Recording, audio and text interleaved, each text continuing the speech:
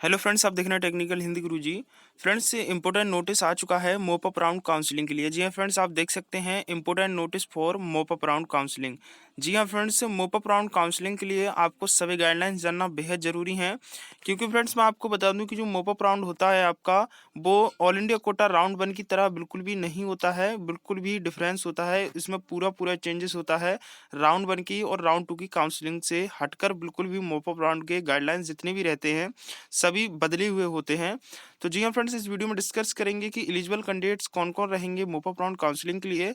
साथ ही यहाँ पर बताया गया है कि रिक्वायर्ड डॉक्यूमेंट्स फॉर मोप अप राउंड काउंसलिंग। जी हाँ फ्रेंड्स, काउंसलिंग के लिए कौन कौन से डॉक्यूमेंट्स की यहाँ पर रिक्वायर होने वाली है, इसमें ये साफ बताया गया है नोटिस में कि अगर आपके पास इन सभी डॉक्यूमेंट्स में एक भी डॉक्यूमेंट्स कम होता है तो आपको जो है काउंसलिंग से बाहर किया जा सकता है। अन्यथा आपके पास कोई भी पेनल्टी वगैरह दी जा सकती है, आपके ऊपर कोई भी एक्शन लिया जा सकता है। ठीक है, तो जो डॉक्यूमेंट्स मैं आपको बताने वाला हूँ इस वीडियो में, वो सभी डॉक्यूमेंट्स आपके लिए ज़रूरी हैं जो नोटिस में बताए गए हैं, ये सभी डॉक्यूमेंट्स। क्योंकि फ्रेंड्स मैं आपको बता दूं कि जो डॉक्यूमेंट्स यहाँ पर रहते हैं काउंसलिंग के लिए, आप काउंसलिंग जब अपना काउंसलिंग प्रोसीजर शुरू करते हो तो आपको सिक्योरिटी फी वगैरह भी सबमिट करनी पड़ती है। तो ऐसे में आपकी सिक्योरिटी फी भी जब्त कर ली जा की जा सकती है।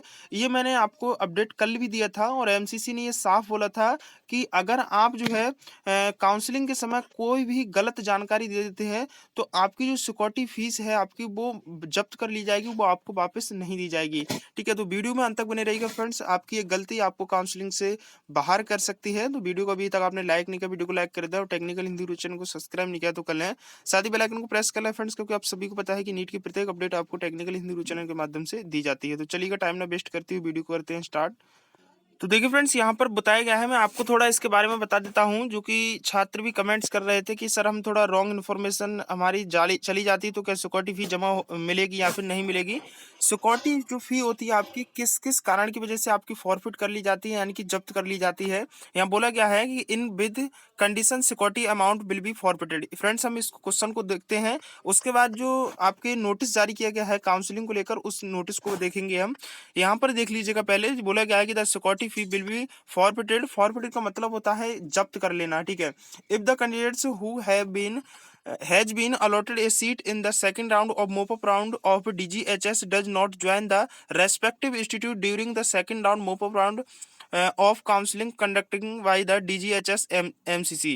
और फ्रेंड्स यहाँ पर बोला गया है कि अगर आपने सेकंड राउंड और मोपअप राउंड काउंसलिंग में पार्टिसिपेट किया है और आपको जो है कोई भी इंस्टीट्यूट या कोई कॉलेज जो है आपको अलॉट कर दिया जाता है, अगर आप उसको ज्वाइन नहीं करते तो आपकी जो सिक्योरिटी फी होती है वो फॉरफिट कर ली जाती है, यानी जब्त कर ली जाती है सिक्योरिटी फी। ठीक है, तो ध्यान रहे जिन छात्रों को सेकंड राउंड, क्योंकि अभी सेकंड राउंड चल रहा है और सेकंड राउंड की रिपोर्टिंग की जो प्रक्रिया है वो चल रही है, तो ध्यान रहे जिन छात्रों को सेकंड राउंड में कॉलेज अलॉट हो गया है, अगर वो छात्र जो है कॉलेज में रिपोर्ट नहीं करते तो उनकी सिक्योरिटी फी जो होती है वो आपको वापस नहीं दी जाएगी। और मोपअप राउंड में भी छात्र ध्यान रहे मोपअप राउंड में पार्टिसिपेट करें तो इस बात पर करें कि आपको कॉलेज ज्वाइन करना ही होगा, अन्यथा आपकी जो सिक्योरिटी फीस है वो वापस नहीं मिलेगी। ठीक है, उसके बाद यहाँ बोला गया है कि also the security fee amount will be forfeited in the case condition give wrong information at the time of registration on basis which the seat may be allotted and later cancelled by the admission authority at this time of reporting. यहाँ बोला गया है कि अगर आप जो है गलत इन्फॉर्मेशन रॉन्ग इन्फॉर्मेशन देते हैं रजिस्ट्रेशन यानी काउंसलिंग के रजिस्ट्रेशन के समय, तो आपकी जो सिक्योरिटी अमाउंट है वो फॉरफिट कर ली जाएगी, यानी जब्त कर ली जाएगी। तो ध्यान रहे फ्रेंड्स, आप कोई गलत इन्फॉर्मेशन ना दे काउंसलिंग के समय। और मोपअप राउंड और सेकंड राउंड में जो छात्र पार्टिसिपेट मोपअप राउंड में करेंगे उनको एडमिशन लेना कंपलसरी होगा, या तो आप एडमिशन नहीं लेते तो भूल जाइएगा कि आपने कभी सिक्योरिटी फी भी कहीं पर दी थी। ठीक है, क्योंकि मोपअप राउंड में कॉलेज मिलने के बाद सिक्योरिटी फी वापस नहीं मिलती अगर आप एडमिशन नहीं लेते हैं। तो वही है सेकंड राउंड का हिसाब, सेकंड राउंड में कॉलेज मिलने के बाद अगर आप एडमिशन नहीं लेंगे तो आपको जो फी है वो वापस नहीं दी जाती है। तो चलिएगा हम उस नोटिस की तरफ चलते हैं। तो देखिए फ्रेंड्स, मैंने नोटिस ओपन कर लिया है। ये नोटिस फ्रेंड्स बिहार से रिलीज किया गया था, Bihar combined entrance competitive examination board. ठीक है, यहाँ देख सकते हैं undergraduate medical admission counselling UGMSC 2019, ये नोटिफिकेशन फ्रेंड्स 2019 का है। और यहाँ पर फ्रेंड्स बोला गया है कि for MBBS BDS BVSc AH in government medical dental Bihar veterinary college and private medical dental college of Bihar. और फ्रेंड्स यहाँ देख सकते हैं notice important notice for mop-up round counselling. ठीक है, तो फ्रेंड्स ये नोटिफिकेशन 2019 का है। 2019 की नोटिफिकेशन से हम ये अनुमान लगा सकते हैं कि किस किस डॉक्यूमेंट्स रिक्वायर्ड होगी, क्या प्रोसीजर रहेगा आपकी काउंसलिंग का। तो देखिए फ्रेंड्स, यहाँ पर जो 2019 में जो काउंसलिंग हुई थी बिहार में मोपअप राउंड की, वो फ्रेंड्स यहाँ पर हुई थी offline. Mop-up round counselling will be offline, ठीक है, ऑफलाइन काउंसलिंग हुई थी। लेकिन फ्रेंड्स देखना ये है कि 2020 में ऑफलाइन किस किस स्टेट में होती है और किस स्टेट में ऑनलाइन होती है, ठीक है। उसके बाद यहाँ पर देखिएगा आगे बोला गया है कि जो भी मेन मेन इंपॉर्टेंट इसमें है वो मैं आपको बता देता हूँ। यहाँ पर जो आपका हाईलाइट किया गया है उसमें क्या लिखा गया है। इसमें बोला गया है कि candidate must have been bearing their all original documents all along with rank card for mop-up counseling at the time of counseling as mentioned in the prospectus of UG-MSc 2019, otherwise they will not be considered eligible for attending mop-up round counseling। यहाँ पर साफ ही बोला गया है कि आपके जितने भी ओरिजिनल डॉक्यूमेंट्स हैं, साथ ही आपका रैंक कार्ड जो है मोपअप काउंसलिंग का, वो आपके काउंसलिंग के समय आपके पास होना जो है मस्ट है, आपके पास होना जरूरी है, ठीक है।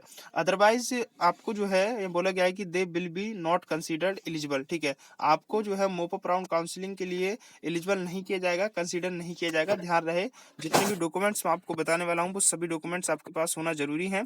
साथ ही यहाँ पर फीस की बात कर लें तो फीस यहाँ पर बोला गया है कि all candidates who want to take admission in private medical dental college directed to submitted a demand draft of, अगर आप जो है मेडिकल और डेंटल कॉलेज यानी एमबीबीएस और बीडीएस के लिए काउंसलिंग करा रहे हैं मोपअप राउंड, तो उसका डिमांड ड्राफ्ट आप बनवाना चाहते हो तो डिमांड ड्राफ्ट एमबीबीएस कॉलेज के लिए आपको 12 लाख का बनवाना होगा, और प्राइवेट मेडिकल कॉलेज जो होता है उसके लिए 3 लाख रुपए, जो कि आपको प्राइवेट डेंटल कॉलेज के लिए 3 लाख रुपए का, प्राइवेट मेडिकल कॉलेज एमबीबीएस के लिए 12 लाख का बनवाना होगा डिमांड ड्राफ्ट, ठीक है।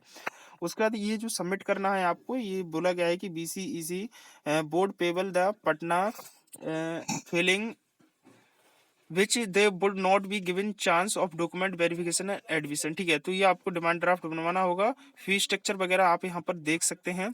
उसके बाद फ्रेंड्स यहाँ पर जो लिस्ट रिलीज की गई थी वो लिस्ट यहाँ से आप जो है इसको रीड कर सकेंगे। इसमें थोड़ा डॉक्यूमेंट्स को हम डिस्कस कर लेते हैं कि कौन कौन से डॉक्यूमेंट्स की आपको रिक्वायरमेंट होगी काउंसलिंग के समय।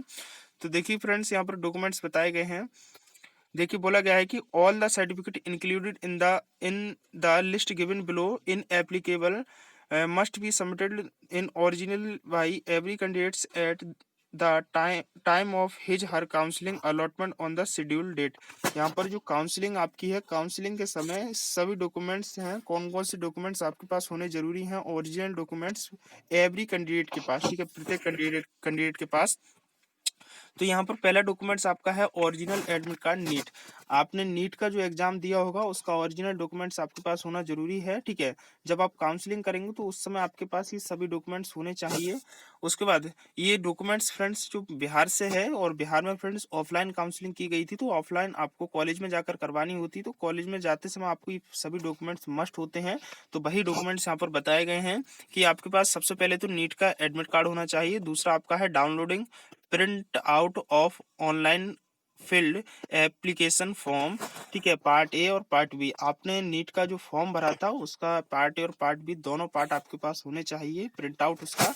उसके बाद फ्रेंड्स यहाँ पर बोला गया है थर्ड में कि द वेरिफिकेशन सिल्फ, आपकी जो वेरिफिकेशन सिल्फ होती है वो आपके पास होनी चाहिए as downloading along with allotment order in 2 copies की 2 कॉपीज होनी चाहिए। आपके साथ में अलॉटमेंट ऑर्डर भी होना चाहिए, and biometric identification report from A 1 copy, और बायोमेट्रिक आइडेंटिफिकेशन की एक कॉपी आपके पास होनी चाहिए। साथ ही यहाँ पर फोर्थ में बोला गया है कि रैंक कार्ड, आपके पास जो रैंक कार्ड है यूजीएमएससी का वो आपके पास होना चाहिए। फिफ्थ में बोला गया है कि passing certificate, marksheet, admit card, matrix इनके इक्विवेलेंट एग्जामिनेशन। आपके पास जो 10th की मार्कशीट है और एडमिट कार्ड है या पासिंग सर्टिफिकेट है, उसमें से कुछ भी आपके पास होना चाहिए। उसके बाद यहाँ पर 6 में बोला गया है कि आपको passing certificate, marksheet, admit card आपका पास जो है इंटरमीडिएट का वो होना चाहिए।